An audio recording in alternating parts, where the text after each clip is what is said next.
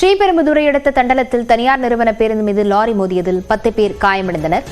இதுகுறித்த விவரங்களுடன் செய்தியாளர் சந்திரசேகர் இணைந்திருக்கிறார். சந்திரசேகர், இந்த விபத்து எப்படி நடந்தது? நிச்சயமான காஞ்சிபுரம் மாவட்டம் ஸ்ரீபெரும்புதூர் தொழிற்சாலை நிறைந்த மாவட்டமாக இருந்து வரும் நிலையில் நேற்று நள்ளிரவு தொழிற்சாலையில் பணி முடிந்து பணியாளர்களை ஏற்றி சென்ற அந்த தனியார் தொழிற்சாலை பேருந்து காஞ்சிபுரம் மாவட்டம் தண்டலம் அருகே அந்த சென்னை பெங்களூர் தேசிய நெடுஞ்சாலையில் இடதுபுறமாக திரும்பிக் கொண்டு சாலையை கடக்க முயன்ற பொழுது சென்னையிலிருந்து காஞ்சிபுரம் நோக்கி அதிவேகமாக வந்த டாரஸ் லாரி அந்த சாலையின் குறுக்கே நின்று கொண்டிருக்கும் அந்த தனியார் தொழிற்சாலை பேருந்தை எதிர்ப்பது கண்டு தெரியாமல் அதிவேகமாக வந்து மோதியது. அந்த தொழிற்சாலை பேருந்து இரண்டு புறம் கொப்பர கழுந்து விபத்துக்குள்ளான சிசிடிவி காட்சி, பரபரப்பான அந்த சிசிடிவி காட்சியை தற்போது நம்ம பார்த்துக் கொண்டிருக்கிறோம்.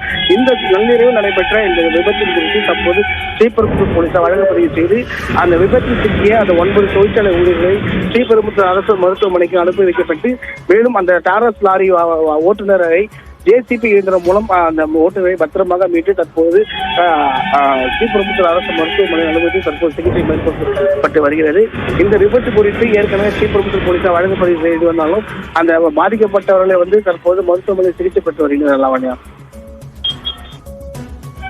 விவரங்களுக்கு நன்றி சந்திரசேகர்.